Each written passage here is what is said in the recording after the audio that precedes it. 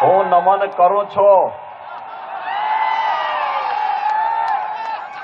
માरे साथ जोर थी बोलो, गणपति बाप्पा, गणपति बाप्पा। मंच पर उपस्थित केंद्रीय मंत्री श्री देबू सिंह चौहान जी, पूर्व कैबिनेट मंत्री गुजरात सरकार श्री भूपेंद्र सिंह चुड़ासमा जी, हमारे वरिष्ठ संत पूज्य बापू शेरनाथ जी, पूज्य संत श्री शीलभूषण स्वामी जी, स्वामी सत्य संकल्प दास जी,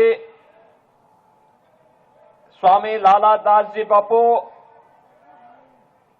स्वामी कानदास जी बापू, भारतीय जनता पार्टी की प्रदेश की उपाध्यक्ष श्रीमती वर्षा बहन जी, श्री हर्षद गिरी गोस्वामी जी, भारतीय जनता पार्टी के लोकप्रिय प्रत्याशी श्री क्रीड सिंह डाबी जी, आज के इस कार्यक्रम में उपस्थित भारतीय जनता पार्टी के सभी पदाधिकारीगण और भारी संख्या में आज के इस धोलका विधानसभा क्षेत्र में थी। भाइयों बहनों, ये पहले कभी नहीं हो पाया। राशन के साथ साथ लोक कल्याणकारी योजनाओं का लाभ ये भी मिल रहा है और साथ साथ आपकी आस्था को भी सम्मान मिल रहा है। मैं तो अयोध्या से आता हूं। भगवान राम के भव्य मंदिर का निर्माण अयोध्या में प्रारंभ हो गया है। 500 वर्षों में जो काम नहीं हो पाया, जिसके लिए हिंदुओं पे गोलियां चलती थीं, लाठियां चलती थीं, संतों का जाना वहां वर्जित कर दिया जाता था, रोक दिया जाता था, उस कार्य को मोदी जी ने एक झटके में सूझबूझ के साथ, दृढ़ इच्छा शक्ति के साथ उसका भी समाधान कर दिया और स्वयं अयोध्या आए और अयोध्या में रामलला के मंदिर का शुभारंभ अपने कर कमलों से करके भगवान राम के भव्य मंदिर के निर्माण का कार्य भी आगे बढ़ा दिया। काशी में काशी विश्वनाथ का धाम बन गया। भाइयों बहनों, उज्जैन मध्य प्रदेश में महाकाल का महालोक का निर्माण हो रहा है। उत्तराखंड केदारपुरी में केदारनाथ धाम और बद्रीनाथ में बद्रीनाथ धाम का पुनरुद्धार और सुंदरीकरण का कार्य हो रहा है। द्वारिकापुरी में द्वारिका धाम का पुनरुद्धार हो रहा है। जितना अतिक्रमण था सब हटाए जा रहे हैं। अब भाइयों बहनों, बुलडोजर केवल सड़क ही नहीं बनाता है, अब वह आतंकवादियों के और अपराधियों की छाती को भी रौंदते हुए आगे बढ़ता है।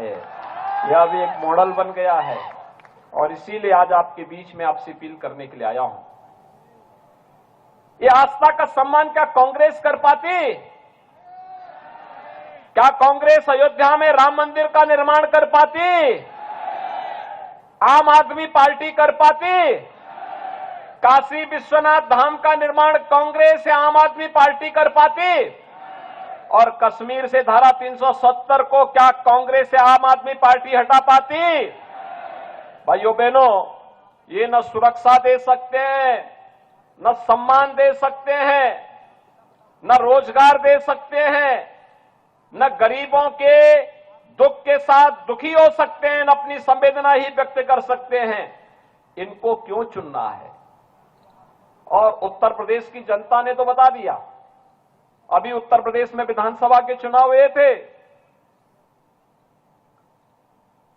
आम आदमी पार्टी 0,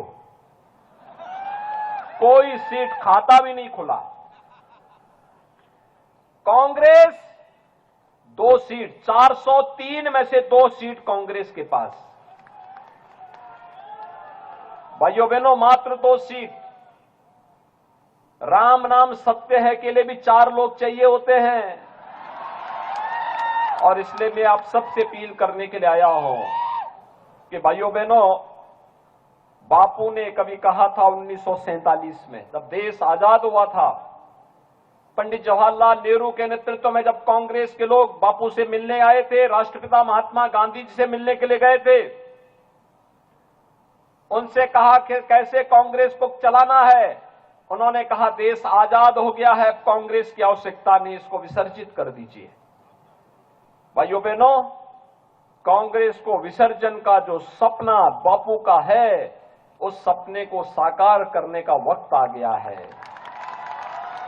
जो कांग्रेस और जो आम आदमी पार्टी देश की सुरक्षा के लिए, देश की समृद्धि में बाधक है, बैरियर है, उसको फांसी पर डाल दीजिए, समाप्त कर दीजिए।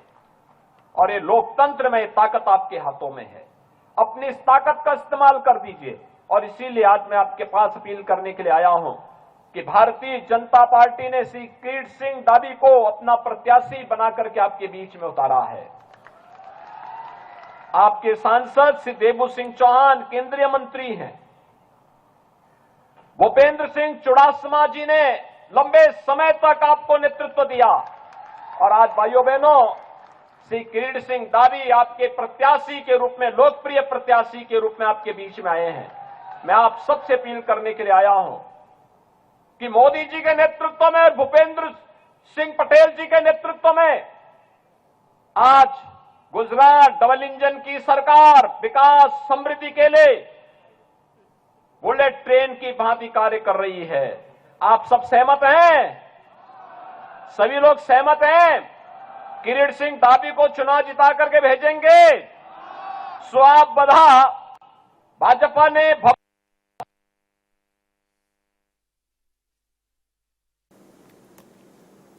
अहमदाबाद के ढोलका से आप उत्तर प्रदेश के मुख्यमंत्री योगी आदित्यनाथ को सुन रहे हैं, जो कि चुनाव प्रचार गुजरात में करने के लिए पहुंचे हैं। गुजरात में सेकेंड फेज का चुनाव 5 तारीख को होना है, यानी कि 5 दिसंबर को होना है।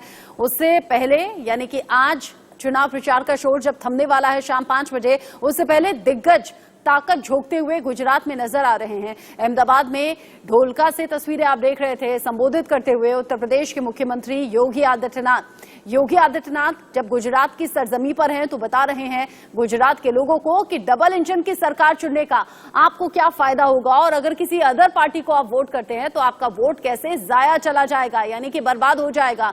ऐसे में बीजेपी को पूर्ण बहुमत के साथ सरकार मिलाना है और कैसे लोगों के सहयोग की जरूरत है, इसका जिक्र मुख्यमंत्री योगी आदित्यनाथ ने किया।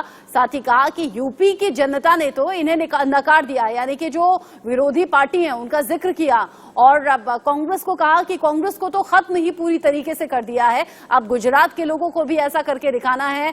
ये सरकार, गुजरात की डबल इंजन की सरकार दोबारा लौटनी चाहिए और विकास की रफ्तार थमनी नहीं चाहिए। जो विकास बीजेपी की तरफ से किया गया है वो कोई और पार्टी कर नहीं सकती, दावा करते हुए मुख्यमंत्री योगी आदित्यनाथ नजर आए और ये कहा कि गुजरात में एक बार फिर से आप ही सबके सहयोग से बीजेपी की सरकार बनने जा रही है।